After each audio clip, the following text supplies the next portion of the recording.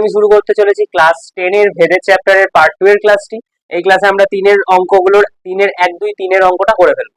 3 এর 1 এর অঙ্কটাই বলছে 3 এর 1 এরটাই বলছে বিপিন বাবু ট্যাক্সি 25 মিনিটে 14 কিলোমিটার পথ অতিক্রম করে, একই গতিবেগে ট্যাক্সি চালিয়ে 5 ঘন্টায় তিনি কতটা যাবেন। মানে লাস্টে আমাকে জানতে চাইছে কতটা পথ তিনি অতিক্রম করবে, মানে দূরত্ব জানতে চাইছে। আর একটা জিনিস বলে দিয়েছে, সেটা হচ্ছে সময়।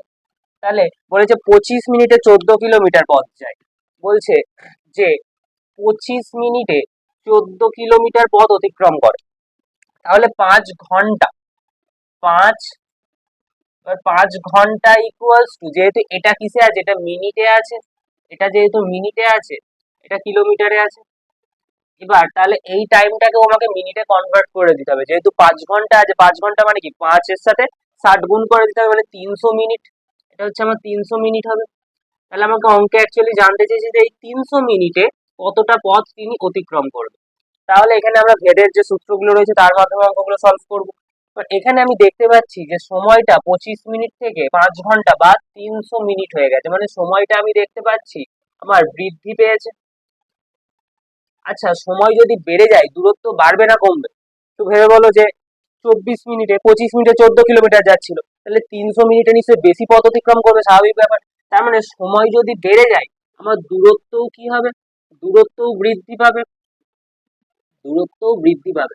সুতরাং আমি এটা বলতে পারি, তাহলে সময় যেহেতু দুটো একসাথে বৃদ্ধি পাচ্ছে, তাহলে সময় ও দূরত্ব সরল ভেদে রয়েছে। সরল ভেদের সম্পর্ক তো এটাই, যে একসাথে বৃদ্ধি পাবে বা একসাথে হ্রাস পাবে। এবার এই যে সময়টাকে আমি ধরে নিচ্ছি এক্স, দূরত্বটাকে ধরে নিচ্ছি ওয়াই, তাহলে আমার সম্পর্কটা কি হবে? এক্স সমানুপাতিক ওয়াই। এটাই তো আমার সরল ভেদের সম্পর্ক, এটাই তো সরল ভেদ। তাহলে এবার এই সমানুপাতিক চিহ্নটা তুলে দিলে একটা ইকুয়াল বসাতে হবে, একটা কে ধ্রুবক বসাতে হবে, আর ওয়াই থাকবে। কেটা হচ্ছে আমার অশূন্য ভেদ ধ্রুবক। তাহলে এই ওয়াইটা এদিকে চলে এসে x by y equals to k হচ্ছে, হলো। আচ্ছা, এটা আমার 1 নম্বর সমীকরণ, আমি বলতে পারি এটা 1 নং সমীকরণ। এবার এই এক্স এর জায়গায়, এই ফার্স্টে যে এক্স আছে সেখানে এই এক্স এর জায়গায় এই 25টা বসিয়ে দেবো, মানে 25 বাই ওয়াই এর জায়গায় 14 বসিয়ে দেবো, ইকুয়ালস টু কে। ব্র্যাকেটে লিখে দিতে পারি যখন এক্স ইকুয়াল 25 ওয়াই ইকুয়াল 14। ফার্স্টে যে কি এক্স এর মান 25 আর ওয়াই এর মান 14 ছিল, সেই কারণে। তাহলে এই যে কে ইকুয়ালস টু, আমি একটা অ্যান্সার পেলাম। কেটা কি আমার অশূন্য ভেদ ধ্রুবক, তাহলে ভেদ ধ্রুবক বা কনস্ট্যান্ট এর যে অ্যান্সারটা সেটা আমি কিন্তু এখানে পেয়ে গেলাম। তাহলে সেকেন্ড পার্টে আমি কি করব, এই যে 1 নম্বর যে সমীকরণটা আছে, 1 নম্বর সমীকরণে, এই 1 নং সমীকরণে এই কে ইকুয়ালস টু 25/14, আর এখানে আর একটা এক্স এর ভ্যালু আমি পেয়েছি, সেটা হচ্ছে 300, এক্স ইকুয়ালস টু 300, আর এখানে ওয়াই এর ভ্যালুটা আমি পাইনি, এটা বার করতে হবে। তাহলে এবার এই এক্স এর ভ্যালুটা আর কে এর যে ভ্যালুটা আছে এটাকে আমি 1 নম্বর সমীকরণে পুট করব। তাহলে এবার কি হবে, 1 নম্বর সমীকরণটা কি আছে, x equals to k into y আছে, এক্স এর ভ্যালু আমি পেয়েছি এখানে 300। এবার তাহলে 300 ইকুয়ালস টু কে এর ভ্যালু হচ্ছে 25/14, তাহলে এখানে হবে 25/14 ইন্টু ওয়াই আছে। এবার ওয়াইটাকে যদি ডান দিকে ফেলে রেখে দিই, এবার এদিকে 300টা আছে, এবার 25/14টা ভগ্নাংশের ডান দিক থেকে বাঁ দিকে নিয়ে আসছি, তাহলে উল্টে যাবে, মানে 14/25 হয়ে যাবে। বা এরকম ভাবতে পারো যে এই 14টা 300 এর সাথে মাল্টিপ্লাই হয়ে গেল, আর 25টা এদিকে নিচে চলে এলো। তাহলে 25 দিয়ে 300 কাটলে 25 12ই 300 হয়, 4 25 100, তাহলে 300 কি 300 হচ্ছে 100 3 গুণ, তাহলে 4 এরও 3 গুণ কত 12, তাহলে 12 আর 14 গুণ করলে ফাইনালি ওয়াই ইকুয়ালস টু পাচ্ছি 140 168 কিলোমিটার হবে।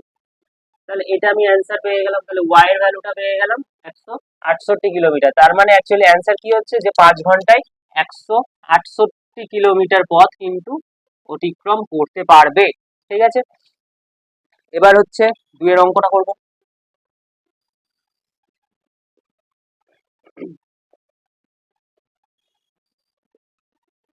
2 এর অঙ্কটাই বলছে দুয়ের অঙ্কটাই বলছে আমাদের স্কুলের প্রথম শ্রেণীর 24 জন শিশুর মধ্যে এক বাক্স সন্দেশ সমান ভাগে ভাগ করে দিলাম এবং প্রত্যেকে 5টি করে গোটা সন্দেশ পেল। বলছে যে তাহলে কি কি বলেছে, শিশুর সংখ্যা আর একটা হচ্ছে সন্দেশ সংখ্যা। এবার এই শিশুর সংখ্যাটাকে আমি ধরে নিচ্ছি এক্স, সন্দেশ সংখ্যাটা ওয়াই। বলছে 24 জন শিশু যখন ছিল প্রত্যেকে 5টা করে সন্দেশ পাচ্ছিল। এবার বলছে শিশু যদি 4জন কম হতো, বলছে যদি শিশুর সংখ্যা 4জন কম হতো তবে প্রত্যেকে কতগুলি করে সন্দেশ পেত। বলছে শিশু সংখ্যা যদি 4জন কম হতো, মানে 24 ছিল আগে, এখন যদি 4জন কম হয়, মানে যে 20 জন শিশু হয়ে গেল, এরা এবার কতগুলো করে সন্দেশ পাবে এটা বার করতে বলেছে। আমি এখানে দেখতে পাচ্ছি যে শিশু সংখ্যা বৃদ্ধি পেয়েছে, শিশু সংখ্যা বৃদ্ধি পেয়েছে, তাহলে সন্দেশ সংখ্যা কি হবে, সরি শিশু সংখ্যা হ্রাস পেয়েছে, তাহলে সন্দেশ সংখ্যা কি হবে, নিশ্চয় বৃদ্ধি পাবে, তাই না? কারণ 24 জন যদি 5টা করে সন্দেশ পায়, 20 জনের তাহলে কি হবে, ভাগে তো বেড়ে যাচ্ছে, জনসংখ্যা কমে যাচ্ছে, মানে শিশু সংখ্যা কমে গেল, তাহলে সন্দেশের যে ভাগ হবে সেটা তো বেড়ে যাবে। তাহলে এখানে শিশু সংখ্যা ও সন্দেশ সংখ্যা ব্যস্ত ভেদে রয়েছে, এক্ষেত্রে ব্যস্ত ভেদে আছে। তাহলে আমি কি লিখতে পারি যে এই এক্স এক্স সমানুপাতিক 1/y, এটা তো আমার ব্যস্ত ভেদের সম্পর্ক। সরল ভেদ হলে এক্স সমানুপাতিক ওয়াই হতো, ব্যস্ত ভেদ যেহেতু এক্স সমানুপাতিক 1/y। এবার একইভাবে এই এক্স সমানুপাতিক তুলে দিলে এটা ইকুয়াল দিয়ে কে ইন্টু ওয়াই, সরি কে ইন্টু 1/y। এবার ওয়াইটা এদিকে গুণ হয়ে যায়, যে এক্স ওয়াই ইকুয়ালস টু কে পেলাম। এটা তাহলে আমার 1 নম্বর সমীকরণ হলো। তাহলে এবার এই 1 নম্বরে এবার কি করব, প্রথমে এক্স এর ভ্যালু আছে 24 আর ওয়াই এর ভ্যালু আছে 5, এখানে বসিয়ে দেবো। এক্স হচ্ছে 24, ওয়াই হচ্ছে 5 ইকুয়ালস টু কে। তাহলে এটা ফাইনালি কত পাবো, 120। 120 ইকুয়ালস টু কে। এখানে লিখে দিতে পারি যে যখন এক্স ইকুয়াল 24 আর ওয়াই ইকুয়াল 5। এবার কি করব, সেম আগেরটার মতো, এই যে কে এর যে ভ্যালুটা পেয়েছি, মানে 1 নং যে সমীকরণ আছে, এই 1 নং সমীকরণে কে ইকুয়ালস 120 আর এক্স ইকুয়ালস টু এবার 20, এই দুটো বসিয়ে দেবো। আর আবার 1 নম্বর সমীকরণ হচ্ছে x y equals to k, মানে x into y equals to k আছে। এক্স এর ভ্যালুটা এবার আমি জানি যে 20 ইন্টু ওয়াই এর ভ্যালু জানি না, কে এর ভ্যালু জানি হচ্ছে 120, কে হচ্ছে 120, তাহলে ওয়াই ইকুয়ালস টু কি হবে 120/20। এই 20টা এদিকে গুণ ছিল, এদিকে ভাগ হয়ে গেল, তাহলে কাটাকুটি করলে 6, মানে ওয়াই ইকুয়ালস টু পেলাম 6। এটা তাহলে কিন্তু আমার অ্যান্সার হয়ে গেল। তার মানে এখন প্রত্যেকে কতগুলো করে গোটা সন্দেশ পাবে, 6টা করে গোটা সন্দেশ কিন্তু পাবে। এবার তিনের অঙ্কটা করবো।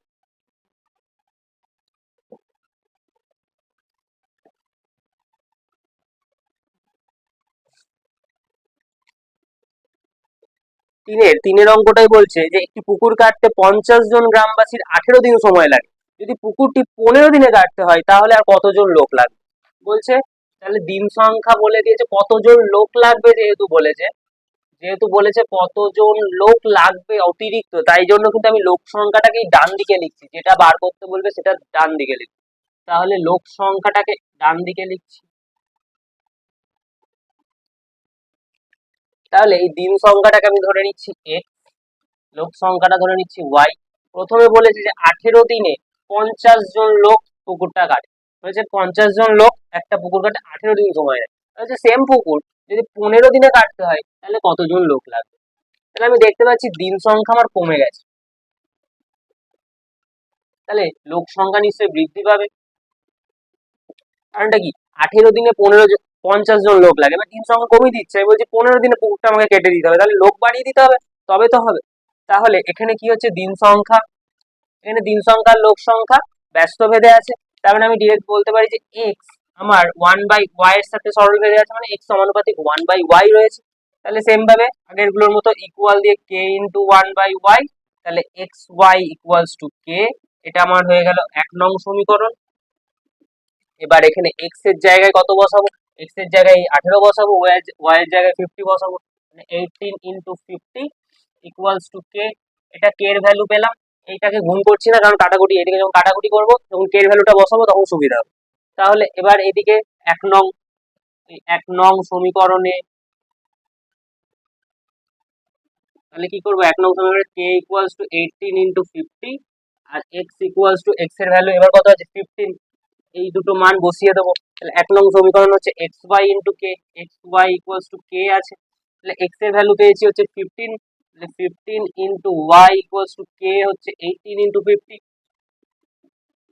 এবার ওয়াইটা রেখে দিলে 18 ইন্টু 50 এর নিচে এই 15টা চলে যাবে, তাহলে 3 5 15, 5 10 50, 3 6 18, তাহলে y ইকুয়ালস টু কত পেলাম, y ইকুয়ালস টু পেলাম 60। তাহলে এই 60টা কিন্তু অ্যান্সার না। এখন এখন লোক লাগবে হচ্ছে 60 জন, এখন লোক লাগবে 60 জন, কিন্তু বলেছে অতিরিক্ত কতজন লোক লাগবে, মানে আগে 50 জন লাগতো, এখন আরো কতজন বেশি লোক নিয়োগ করতে হবে, তাহলে এখন আরো বেশি জন, তাহলে অ্যান্সার কি হবে, অ্যান্সার হবে তাহলে অ্যান্সার হচ্ছে তাহলে এখন 60 মাইনাস 50, মানে 10 জন অতিরিক্ত নিয়োগ করতে হবে। ঠিক আছে, তাহলে 10 জনকে আরো অতিরিক্ত নিয়োগ করতে হচ্ছে। তাহলে আজকের ক্লাস এই পর্যন্তই ছিল, আবার নেক্সট ক্লাসে আমরা পরের অঙ্কগুলো করে নেবো।